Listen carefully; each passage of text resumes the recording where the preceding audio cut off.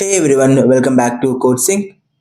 If you are looking to learn React.js in 2025 or maybe you are stuck and wondering what to learn next, then this series will help you to ultimate roadmap to mastering the React.js. So grab a coffee, hit the like button and let's dive in. Before jumping into React.js, you need to be solid on the fundamentals. That means HTML5, CSS3 and JavaScript. Let's look on the roadmap of React.js. First, we can look on the CLI tool to create the React application. Create React app has been the default starting point for many React projects. But if you want to build React apps faster in 2025, we are diving into one of the fastest and most modern way to build a React app, and that is using White. And next in the roadmap is components, and basically we are having two type of components. One is like class component, another one is functional component. In this tutorial mostly we are going to use the functional component. We can learn the component basics like JSX, prop, state and conditional renderings and more. Next, we can focus on the renderings.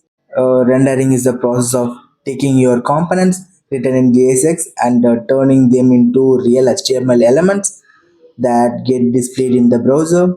In this, we are going to cover most of the topics like component life cycles, lists, keys, rendering props, refs, events, and also the higher order components.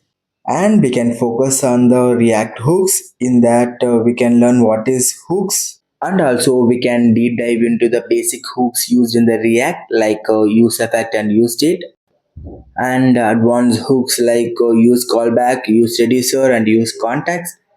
And also we can try to create a custom hooks that we can use in the React.js. Next, we can look on the routers with the help of React routers, and we can look on the state management for the entire application with the help of context. And then we can look on the writing CSS with the help of Tailwind, and we can deep dive into the some design libraries like Material UI and Chakra UI. Then we can look on the API calls with the help of Axios and the Apollo server.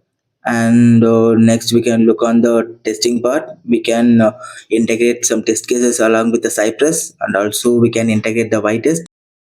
And then we can have a deep dive on the React forms with the help of Formic and React hook forms.